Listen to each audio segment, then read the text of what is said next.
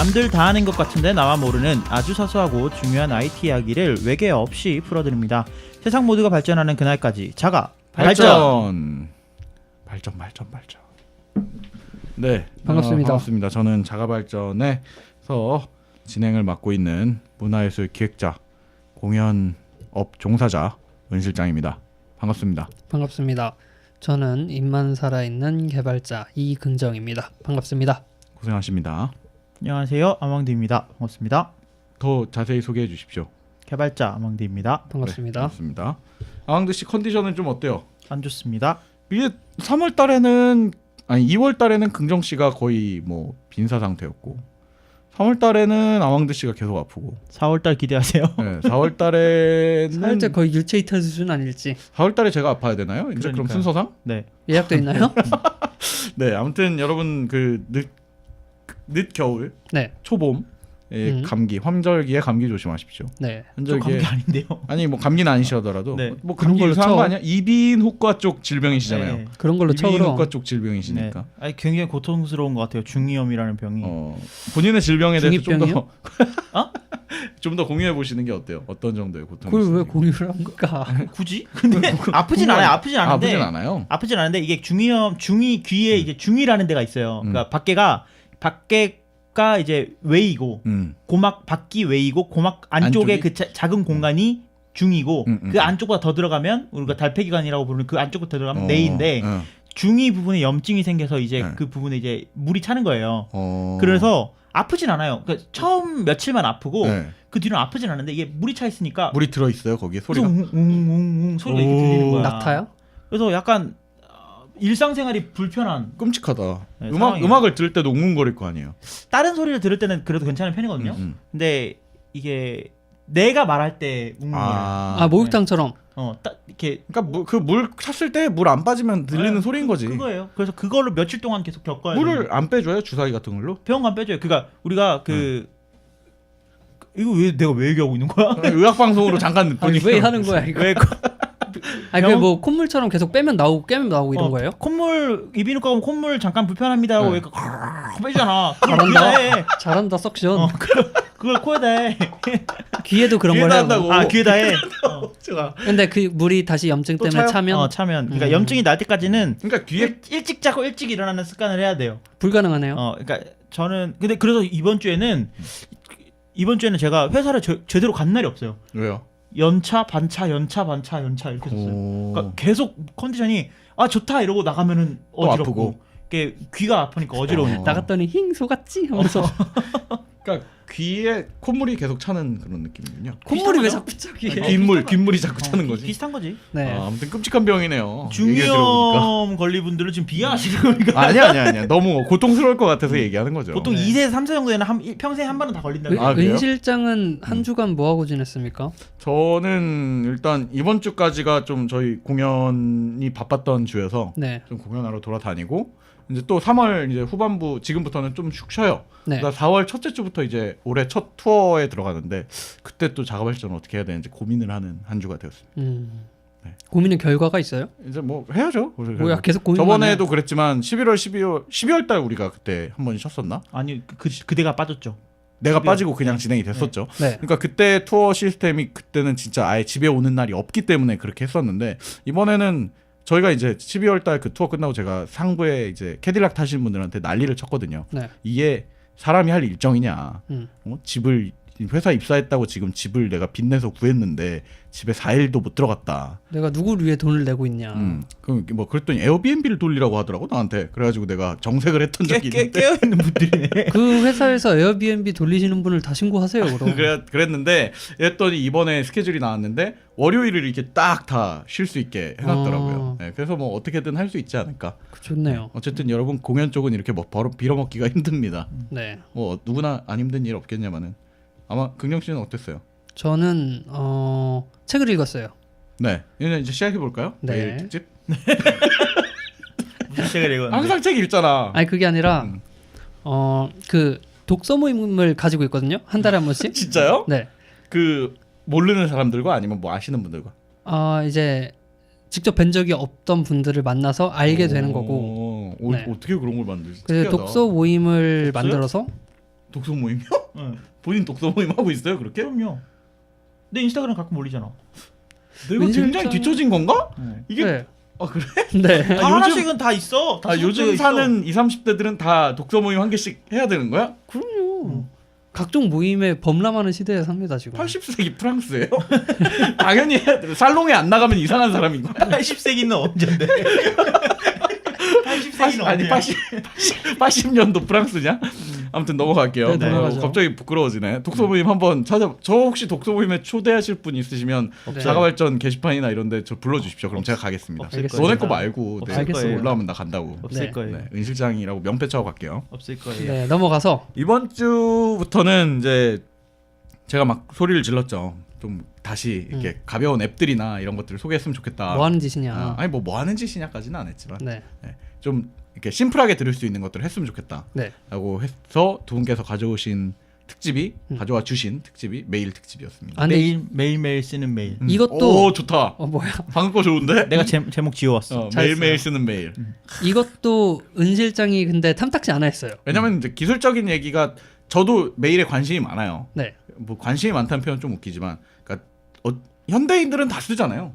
안 쓰는 사람이 얼마나 될까? 어리면 안 써요. 어리면. 아 오히려. 네. 아니 이제 제가 말하는 건 업무적으로 무조건 필수죠. 사회생활로 나오면 어쩔 수 없이 쓰게 되는 것 같아요. 네. 아니 뭐 그런 거 떠나서 태어나서 한 내가 컴퓨터를 만지는 순간부터는 누구나 이메일 주소 하나쯤은 다 갖고 있죠. 컴퓨터 학원 처음 가면 한메일.net으로 만들어 주잖아요.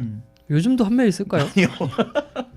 다음 넷으로 바뀌었어요. 네. 아무튼 이런 거다 보니까 네. 기술적인 모연을 소개해줬으면 좋겠는 마음도 있고 음. 한편으로는 또 한편으로는 그것도 2주 연속하면 지겹지 않을까 이래가지고 이제 말한 거였는데 2주 안 할 거예요. 이번 주만 할 거예요. 아니 지난주에 이어서 뭔가 테크놀로 기술적인 것들 아, 네네.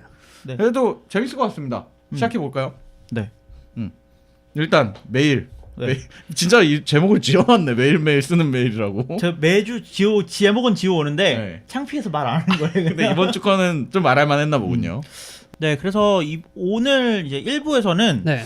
제가 재미없는 얘기들을 좀 할 거예요. 그래서 뭐 메일의 역사라든지 아니면 메일의 원리, 재밌겠네요. 그리고 메일이 뭐 어떤 것들로 구성이 되어 있는지에 대한 네. 이야기들 좀 할 거고 2부에서 또 굉장히 재밌게 이제 풀어줄 거라고 생각하고 예. 네. 제가 한번 속쓰리게 해보겠습니다. 네, 해볼까요? 일단 메일의 역사를 한번 살펴보면 우리가 뭐 메일이라고 하면 네. 인류 최초의 SNS라고도 불러도 될 것 같아요. 메일을 어떤 면에서는 그렇죠. 디지털로. 네. 원래는 이 메일이라는 영단어 자체가 그냥 우편인 거잖아요. 편지. 네, 뭐 근데 이런 이 거죠. 메일이 원래는 이제 제대로 된 명칭인 에너지 거죠. 메일. 그렇죠. 에너지 메일 또 뭐 있었지? 무한도전에 나온 건데 일렉트로 메일. 네 그런 것들이 있는데 일렉트로 어쨌든 메일 아니야? 맞아. 네. 맞지? 당황하지 마세요. 맞아. 네 그래서 니네 나 따돌리지 마라. 네. 네 어쨌든 네. 처음에는 이메일이라고 불리지 않고 이제 메일이라고 그냥 불렀대요. 그래서 1971년에 네. 1971년 10월에 레이 톰 린슨이라는 사람이 메일을 처음으로 보낸 게 기록이 되어 있어요. 뭐라고 보냈는지 나와 있나요? 네, 뭐라고 보냈냐면 왓슨 빨리 올라오게. 뭐라고 보냈을 것 같아요? 처음으로 보낸 메일이야. 아, 카지노 바카라 도박. 이거 아닐까? 별이랑 이런 거. 믿을 수 있는 곳. 아니면 그거. 이 편지는 영국에서 시작돼요. 가능성 있다 그건. 메일의 내용은 아주 심오하게도 네. QWERTYUIOP였다고 합니다. 손이 9개야? 키보드 맨 위쪽에 맨 그냥 위줄만 보냈대요. 쭈르륵 보낸 네. 거잖아. 8글자. 음. 아니, 맞나? 어쨌든. 9글자를 그냥 보낸 되나? 거죠. 느낌이네요. 약간 그냥 테스트로 보낸 거지. 그러니까 가지나? 제 생각에는 이제 이게 어떻게 보내게 된 거냐면 네. 인터넷이라는 게 생기기 전에 네네. 우리가 인터넷 역사 특집에서 했지만 뭐 알파넷이라는 게 있었잖아요. 그렇죠. 미국에는 군사용 네트워크로 알파넷이 있었는데 이게 이 네트워크에서 A 네트워크에서 B 네트워크로 메시지를 보낼 수 있나? 이런 실험을 한 거예요, 이 사람. 그래서 A 네트워크에서 B 네트워크로 보내기 위해서 이제 처음에는 개발하면서 막 써봤겠죠. 뭐 안녕하세요도 썼다가 왜 썼다가 했는데 이제 계속 하다 맞아. 계속된 실패를 하다 보면 사람이 귀찮지. 귀찮단 말이야. 그래서 에이씨 QWERP 보통 그렇죠. 네. 그렇게 했는데 성공했네. 가진 거지. 이거를 메일로 해야 되겠다. 음. 라고 해서 이제 첫 메일이 이제 역사적인 쾌합니다. 첫 그거가 이렇게 역사책에 남겨질 걸 알았다면 과연 QWER을 썼을까? 아니야, 이 사람도 아망드 말대로 처음에는 굉장히 정성스럽게 썼을 거야. 심오한 문장 가지고. 아니 컴퓨터는 복사해서 붙여넣기라는 기능이 있는데 왜 그걸? 그 당시엔 그게 안 됐나 보지. 네, 알겠습니다. 그래서 하다 보니까 이렇게 된 것 같다라는 생각이 들고 레기 톰린슨이라는 분은 2016년에 돌아가셨어요. 오. 심장마비로 돌아가셨는데 재작년에. 명복을 어. 빕니다. 네, 갑자기 일단 빌어야지. 네. 가신 분이. 왜냐면 역사적인 사람이 된 거잖아요. 그래서 만들어 놓은 거니까 중요한 건. 이분이 메일도 만들었지만 네. 이분이 아주 역사적인 것들을 하나 더 남기고 왔어요. 뭘 남기고 왔냐면 우리가 메일을 쓸 때 골뱅이를 쓰지 않습니까? 그렇죠. 아, 이분이 그 골뱅이를 여기다 메일 주소에 넣어야겠다라고 이제 처음으로 제창하신 분이에요. 그- 일의 형태. 그 기호를. 앱 자체는 원래 있던 건데 그러니까 그 기호를 쓰겠다라고. 써야겠다라고 아. 생각한 게 이제 이분인 거죠. 왜 이걸 쓰려고 네네. 했냐면 이제 우리가 아까 말씀드렸듯이 A 네트워크에서 B 네트워크로 보낸다고 했잖아요. 네. 그러니까 예를 들어서 뭐 쉽게 말해서 네이버를 쓰는 사람이 다음한테 보내는 거야. 보내는 건데 아니다. 아망드네 집에 사는 사람이 네. 은실장네 집에 사는 사람한테 메일을 보내야 되는 거야. 그렇죠. 그래서 골뱅이 아망드 아망드 골뱅이 아망드하우스.com 이렇게 해서 만든 거예요. 그래서 이 네트워크를 서로 구분하기 위해서 뒤에서 그냥 쓴 게 그 앞뒤로 나누기 위해서 쓴 게 이제 골뱅이가 된 거죠. 그래서 이제 그러니까 동명이인이 네트워크 있어도 안에 있는 누구한테 가는가를 음, 정하기 위해서 네트워크는 뒤에 쓰고 그렇죠. 골뱅이 앞에는 받는 사람을 쓰자. 그 그러니까 일반 메일이랑 똑같네요, 그럼. 손편지로 쓰자면 받는 사람과 주소를 쓰자는 인 거잖아. 맞아요. 그렇죠. 그래서 왜 골뱅이를 했을까라고 생각을 했는데 이분이 골뱅이를 이거 네트워크로 이름과 네트워크를 나눠야겠다는 아이디어를 생각하고 무슨 기호로 나누지라는 생각을 했대요. 하긴 뭐 콜론도 있을 수 있고 짝대기도 있을 수 있고 세미콜론 나눌 수 있고 다 나눌 수 있는데 소주 먹다가 그래서 가능성 있지. 소주 먹다가 한국 사람이야?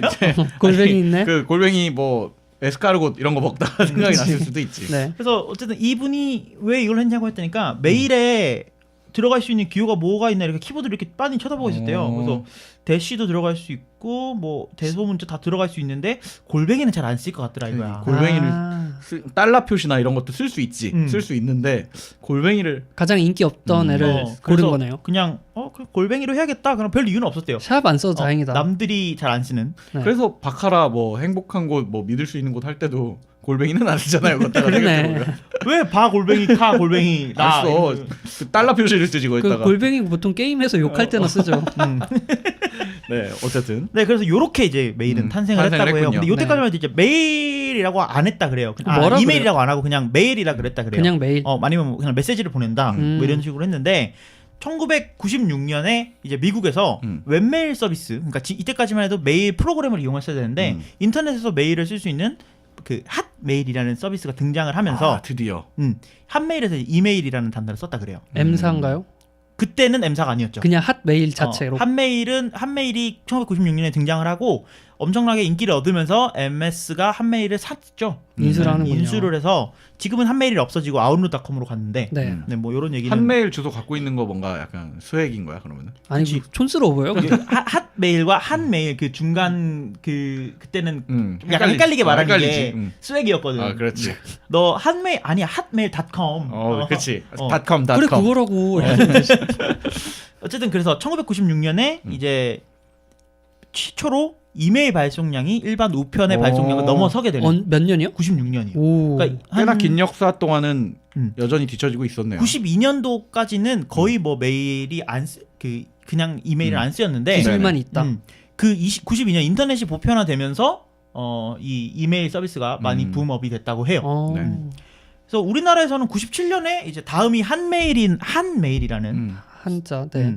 서비스를 만들면서 우리나라에 그 메일 보급이 됐죠. 폭주했죠. 거의. 누구든 메일 주소 하나씩 갖고 있는 맞아요. 그런 시대가 됐죠. 그 전에도 한메일이 있긴 뭐 메일 서비스가 있긴 있었는데 한메일이 나오기 전에는 뭐 국가에 일하시는 분들이라든지 그러니까 업무용으로 보통 메일이 회사에서 주어지는 메일만 썼었는데 네. 개인 메일은 거의 한메일이 처음이다. 뭐 그때 당시에 제일 인상적이었던 게 저희 이제 이모가 네. 그 이모 얘기 조심하셔야 돼요. 아이고, 가족 얘기할 때는. 괜찮아. 그 저기 듣고 계실 거예요. 아마. 근데 어쨌든 그 보건소에서 오랫동안 일하셨어요. 보건소요. 네, 그러니까 네. 뭔가 그 오랫동안 일하셨는데 보관소 일하시는 분도 그 공무원이잖아요. 그렇죠.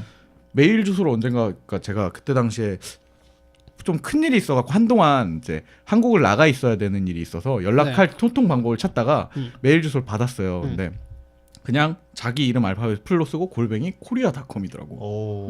근데 뭔가 뭐지? 수액 있는 거야. 애플닷컴 갖고 있는 그런 약간 느낌이지. 코리아닷컴인 거지. 이 그래갖고 사람도 이상하다. 코리아닷컴에 들어갔거든. 근데 사이트를 찾을 수 없는 것처럼 나오는 것 같던데 지금 뭐 마땅히 사이트는 없더라고요. 코리아닷컴. 그러니까 코리아닷컴이라는 게 생긴 지가 네. 그러니까 정부 기관이 코리아닷컴을 갖고 있지 않았는데 네. 이제 코리아닷컴이라는 사이트를 나중에 만들었죠.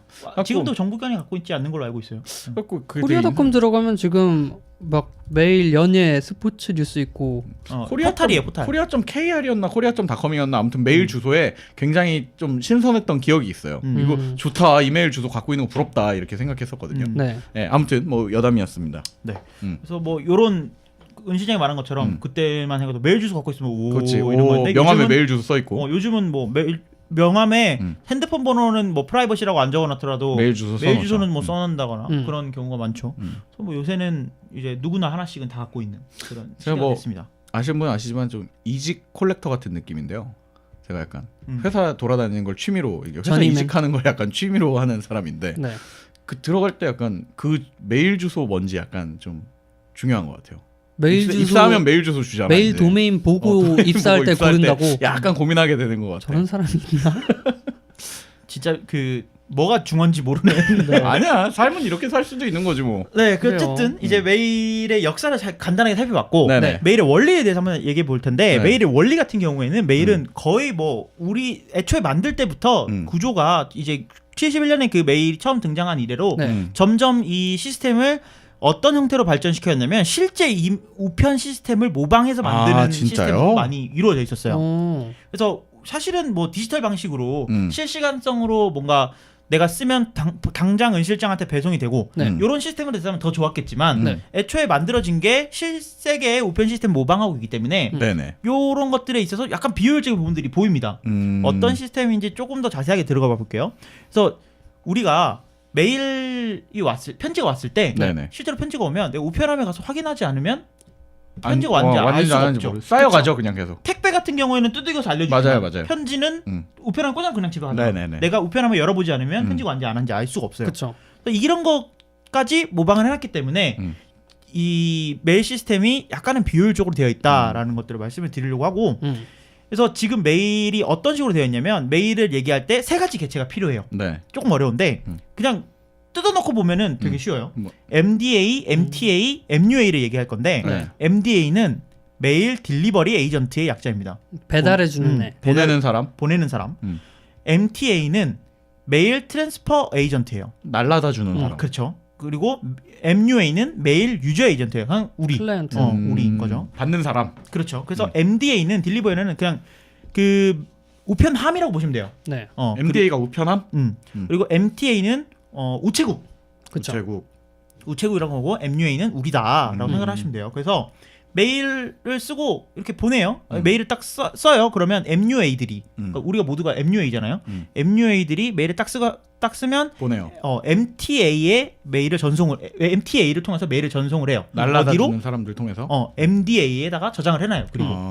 그리고 제가 은 실장한테 메일을 보냈어요. 네. 그러면 다시 은 실장이 나 메일을 읽어봐야겠어라고 생각을 하는 순간 다시 MTA들이 MDA에 가서 메일을 땡겨와요. 은 실장께 뭐가 있나 보자라고. 보자라고 하면 예 보고 올게요. 이러고 가서 메일을 확인을 해서 갖고 오는. 사서함 시스템이네요. 약간 그런 시스템이죠. 어떻게 보면. 뭐 지금이랑 똑같은 네. 게 MUA가 사람이면 내가 MDA한테 가서 해야 될 것 같잖아.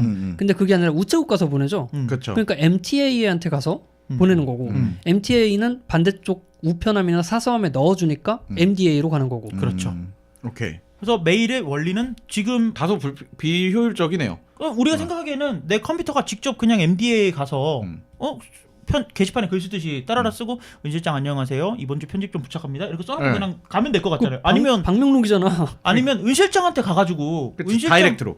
은 실장 등 뒤에다가 써놓고 가고 싶잖아. 바보 이렇게. 근데 그게 아니고 조금은 비효율적으로 되어 있다. 네. 이게 실세계의 메일 시스템을 조금은 모방했네요. 모방해놨기 때문에 이런 것들이 가능하다. 왜냐면 좋네요. 조금 그 창의력이 부족하지 않았나. 잭스가. 저는 긍정신 좋은데? 이런 거 좋아하는 약간 디지로그 이런 거 좋아하잖아. 아니 왜냐면 기존 시스템이랑 같이 합칠 수 있는 부분이 보이잖아요. 그러니까 기존에 어떤 이것만에 적응돼 있는 사람이 아니라 네. 이거를 모르는 사람들도 유입되기도 편하고. 지금 방금 우체국 예시를 드니까 뭔지 감이 잡혔죠. 근데 이게 아니라 새로운 개념이었으면 어렵네라는 반응이 나왔을 거예요. 그랬을 수 있죠. 그랬을 수 있죠. 그래서 메일의 원리, 간단한 원리는 이렇게 되어 있다라고 하는데 네. 조금 더 깊숙이 들어가서 그러면 MDA, MTA는 어떤 것들로 이루어져 있을까? 예시.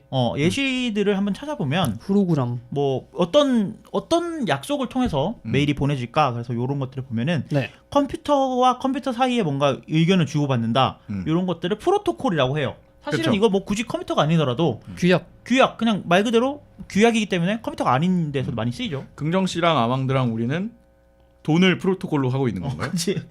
한화라는 거를 뭐라는 거죠? 그렇군요. 네. 네, 그런 것들이 이제 약속을 프로토콜이라고 하는데 메일을 이용한 프로토콜이 어떤 것들이 있는지에 네네. 대해 살펴볼게요. 네.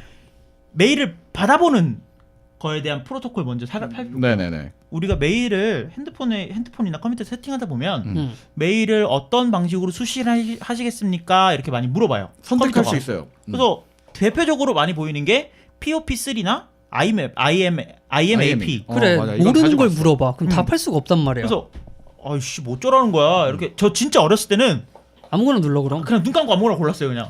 눈 감고 방 한 ኪ로 어느 것을 고를까. 공정하다 눈 감아서. 그러니까 진짜 모니터를 끄면 되는데 눈을 감았어. 그래서 어쨌든 그렇게 했었는데 요거에 대해서 궁금하신 분들이 굉장히 많을 것 같아요. 그렇죠. 왜냐면은 모르면서 그 왜 사이트 설명 같은 데 가면 이렇게 해야 됩니다라고 하니까 그냥 누르는 분들이 계시죠. 그래서 나는 뭐 팝을 좋아하니까 팝3로 한다 이런 분들이 있어요. 내가 조사하면서 진짜로 찾아봤더니 그렇게 망하죠. 그런 분들이 있는데 어쨌든 팝과 IMAP 그다음에 네. SMTP 메일을 보내는 프로토콜에 대해서도 좀 알아볼게요. 세 개인가요? 세 개입니다. 오늘 알아볼 세 개의 프로토콜을 말씀드릴 건데요. 네. 일단 메일을 받아오는 프로토콜에 대해서 말씀을 드리면 네네. POP3라는 것과 IMAP라는 게 두 개가 있어요. 네. 네. POP3 먼저 소개를 드리면 POP3는 포스트 오피스 프로토콜의 약자예요. 그러니까 우체국 프로토콜. 프로토콜. 이게 원래 그럼 왠지 느낌에 오래된 것 같은 느낌이네. 오래됐어요. 3는 그러면 세 번째 버전이라는 맞습니다. 건가요? 오 진짜? 1980년쯤에 이제 POP1이 나왔고요. 네. 많이 발전을 해서 이제 POP3까지 온 거죠. POP 프로토콜의 기본은요. 서버에다가 메일을 두지 않는 게 기본이에요. 그래서 뭐냐면 뭐냐면 이 아까 우리가 MDA에 가서 메일을 MTA가 땡겨온다고 했잖아요. 네네. 그러면 MDA에는 편지가 남아있지 않지. 가져와 버렸으니까. 내가 편지를 가져와 버렸으니까. 네. 그러니까 실제 은실장한테 우체국으로 우체국 사서함이면 사서함에 편지가 있다고 해서 우체국에 찾아가서 편지 주세요라고 해서 갖고 와 버리면 갖고 와보면 사서함은 우체국은 비어버리잖아. 네, 사서함에는 아무것도 없는 거죠. 그렇죠. 이제. 그래서 요걸 기준으로 되어 있어요. 그래서 요게 좀 더 메일의 기본 시스템에 좀 더 가까운 프로토콜이에요. 그래서 더 많이 쓰이고 있고 거의 대부분의 모든 메일 서비스는 POP3는 지원을 하고 있어요. 고전적이니까. 네. 그래서 요거를 좀 더 자세히 들여보면 메일이 내가 만약에 제 컴퓨터에 메일을 확인을 하면 다른 컴퓨터에서는 메일을 확인할 수가 없어요. 내 컴퓨터 이미 다운이 받아졌기 때문에. 사서함이 비었으니까 다른 컴퓨터는 확인하면 새로운 메일은 땡겨올 수 있지만 이 프로토콜을 이용한 컴퓨터에서는 메일이 이 컴퓨터 A 컴퓨터 B 컴퓨터에서 동시에 보이지가 않는 거예요. 지금 말씀하시는 게 우리는 보통 웹메일을 쓰니까 어디서든 접속하면 다 보이잖아요. 나 약간 이해가 안 돼요. 그러다 보니까 약간 좀 이해가 어려울 거예요. 그래서 예시를 들어보면 POP3를 쓰는 상태에서 내가 집에 있는 컴퓨터로 그러니까 이건 웹메일을 쓰지 않을 때 기준인 거죠. 지메일 같은 것들은 그러니까 온라인에 인터넷 창 열고 가서 보는 메일 말고 아웃룩이나 아니면 뭐 아이폰을 처음에 켰을 때 메일 앱이라던가 아니면 안드로이드에 있는 기본 메일 앱 이런 것들을 세팅해서 쓸 때 POP를 선택하면 내가 만약에 예를 들어 아이패드에서 내 이메일을 봤어요. 봐버렸어요. 그러면은 아이폰에서는 안 나와. 그 메일이 없어요? 없어져요. 안 지워도? 왜냐면 아이패드에 다운받았기 때문에 그 메일은 아이패드에 저장이 돼버려요. 근데 이거 제가 예전에 몇 번 했을 때는 오히려 다른 의미로 그러니까 다 남아있는 거 아니에요 오히려? 아니에요. 다 날아가는 겁니다. 그게 옵션이 있어요. 그래서 요즘 지메일이라든지 네이버 메일 같은 경우에는 일단 기본적으로 웹메일이 기본인 애들이잖아요. 우리는 그게 더 친숙하니까 이 메일 서비스에서 기본적으로 네가 가져가도 안 지울게라는 라고 게 설정이 돼 있나 설정이 되어 보구나. 있어요. 아. 근데 기본적으로 POP3의 그 규약 자체는 다운 받으면 메일을 지우는 게 기본이에요. 그러니까 옵션으로 제공했던 것뿐이네. 네. 왜 3버전까지 올라왔겠습니까? 그렇지. 1, 2번에서 욕 죽어라 얻어먹었겠지 아마. 그때는 안 불편했을 왜 이게 거야. 없죠? 왜 없어졌지? 라고 얘기를 했을 거 이게 아니야. 기본으로 꺼져 있어요. 지메일도 기본으로 지워지게 되어 있어요. 네. 근데 내가 키면 이제 살아나는 거죠. 근데 이게 불편한 게 뭐냐면 이렇게 하면 확인을 했는데 새로 키면은 또 확인을 해야 돼. 저는 그래서 지금 POP를 그렇게 이해하고 있는 거예요. 어디서 확인해도 항상 새로 확인해야 되는 프로토콜이라고 나는 이해를 하고 있었거든요. 네. 그래서 되게 불편한 프로토콜 중 하나예요. 네네네. 근데 거의 모든 이메일 회사들이 이걸 지원하는 이유가 일단 전통적이기도 하고요. 유지 비용이 안 듭니다. 덜 듭니다. 왜냐하면 POP3를 이용하면 내가 땡겨가면 지우면 되잖아. 관리할 필요가 없는 거야. 실제로 그 오프라인 사서함, 우체국 사서함과 같은 체제구나. 그렇죠. 얘가 가져가 버리면 그 편지 종이를 관리할 이유도 없고 책임질 조선쟁이지. 필요도 없고. 그래서 이런 단점들을 보완하기 위해서 네네네. IMAP라는 새로운 프로토콜이 나왔어요. 네. 이게 뭐냐면 이제 인터넷 메시지 억세스 프로토콜이라고 해서 가운데 서버가 있고 네네. 그 서버에서 항상 땡겨다 보는 프로토콜인 거예요. 그래서 뭐 내가 이 메일을 읽었는지 아니면 뭐 별표를 했는지 답장을 했는지 뭐 그런 정보들이 전부 다 서버에 남아 있고 클라이언트는 그냥 그거를 땡겨다가 보여주기만 하는 보기만 하는 우체국에서 내 평생의 모든 우편물을 다 관리해 주는 그렇죠. 거구나. 그리고 나는 항상 우체국에 복사본만. 가서 우체국 가서 네 이런 편지가 있었죠. 잘 봤습니다 하고 놓고 가는 거예요. 그리고 뭐 지울 것도 우체국에다가 몇 번은 지워주세요. 버려주세요. 라고 이렇게 얘기를 하는 하는 거죠. 그래서 이런 식으로 시스템이 되어 있는 거죠. 그래서 IMAP 같은 경우에는 유지 비용이 많이 들어요. 항상 네. 모든 시스템을 다 갖고 있어야 되기 때문에. 그래서 메일 클라이언트들이 잘 제공을 안 해줘요. 그러니까 용량이 커지면 사용자가 많아질수록 네. 덩치가 커지겠군요. 그렇죠. 근데 지금 얘기 나온 대로라면 이 IMAP 방식이 네. 요즘에 이제 쓰고 있는 그 스마트폰 세대한테는 그리고 기계를 여러 대 갖고 있는 혹은 업무용 컴퓨터 따로 집에 컴퓨터 따로 있는 사람한테는 훨씬 더 맞는 시스템이겠군요. 그렇죠. 요즘은 POP3가 아까 말씀드렸다시피 서버에서 안 지우는 방식을 채택을 하면서 뭔가 IMAP 같은 그런 좀 흉내를 내고 있긴 하지만 일단 기본적으로 IMAP가 훨씬 더 이제 우리 현 시대에는 맞는 프로토콜인 거죠. 그래서 뭐 구글 같은 경우에는 지메일에 가면은 있어요.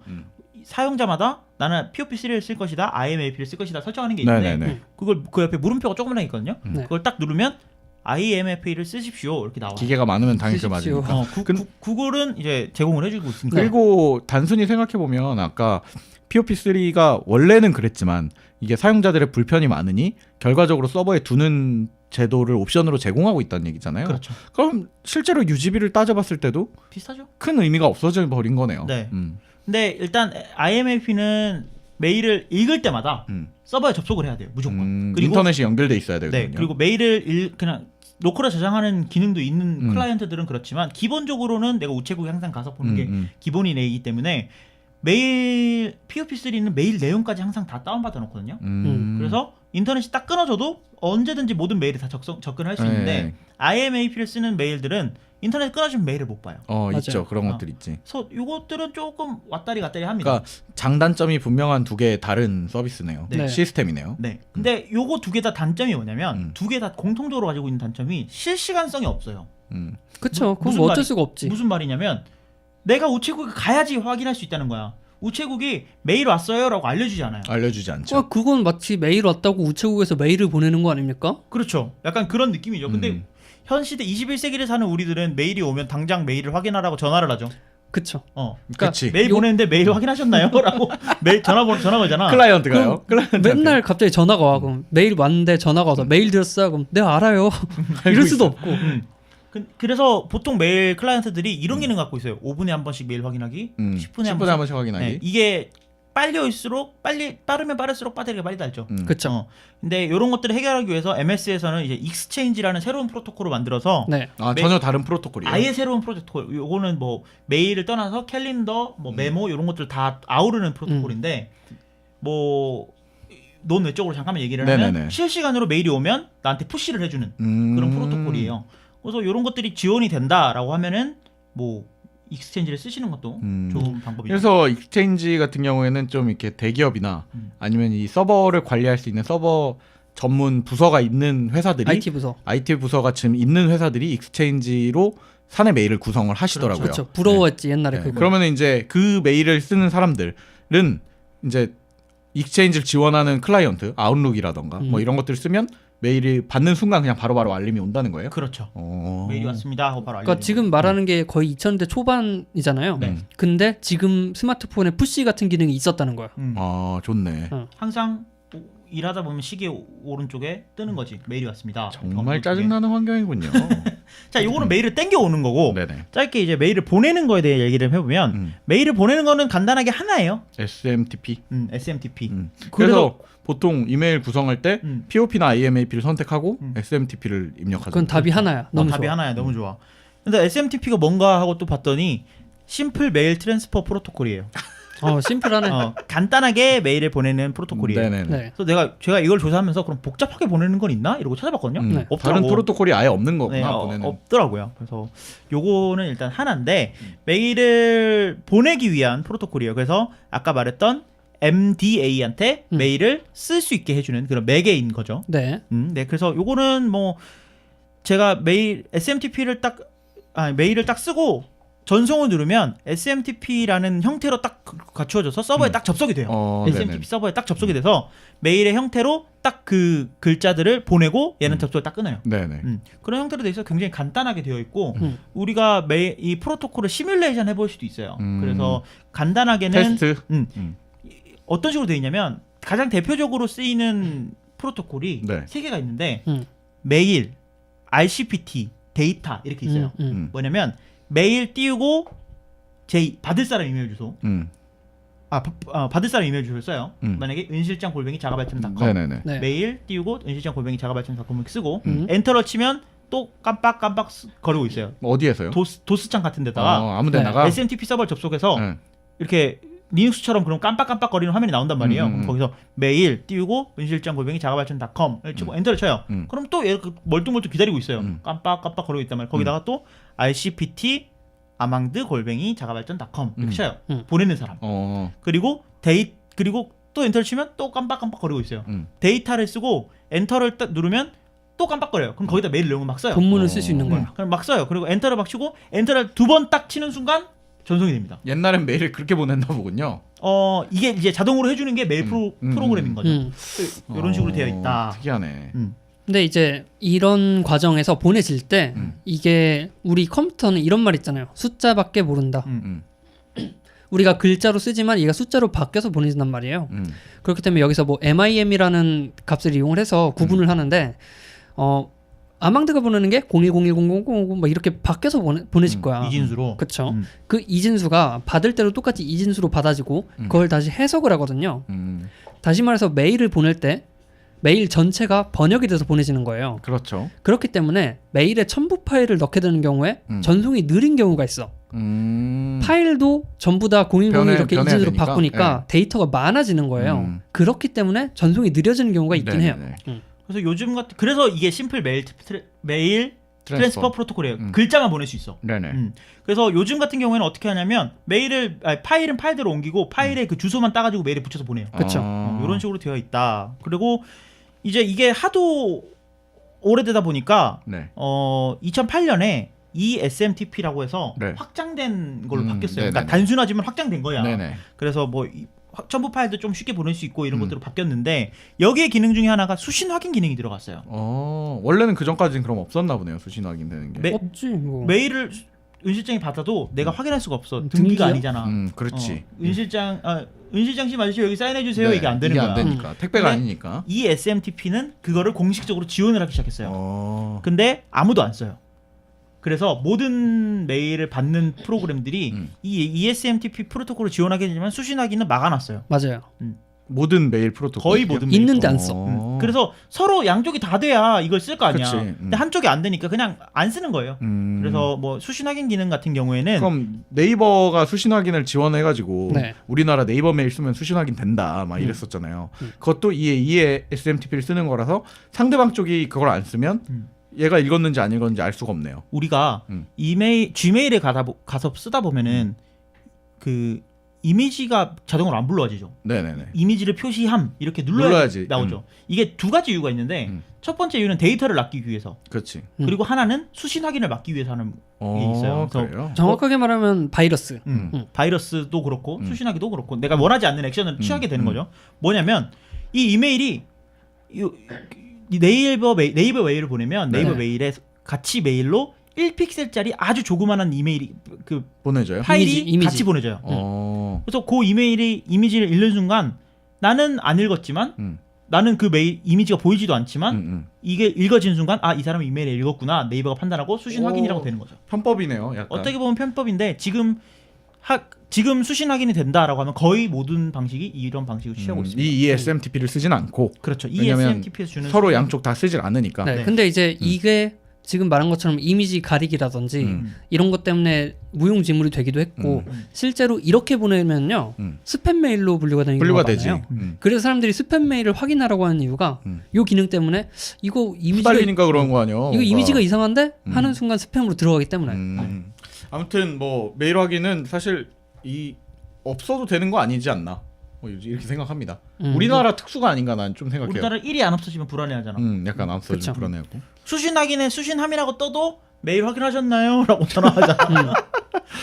예, 아무튼 뭐 메일의 기술적인 부분에 대해서 1부에서 좀 얘기 나눠봤던 것 같고 2부에서는 뭐 2부에선 이제 2부에 말씀드리는 거 아니에요? 그렇게 얘기하는 거더라고요. 항상 2부에서 만나뵙도록 하겠습니다. 예. 네.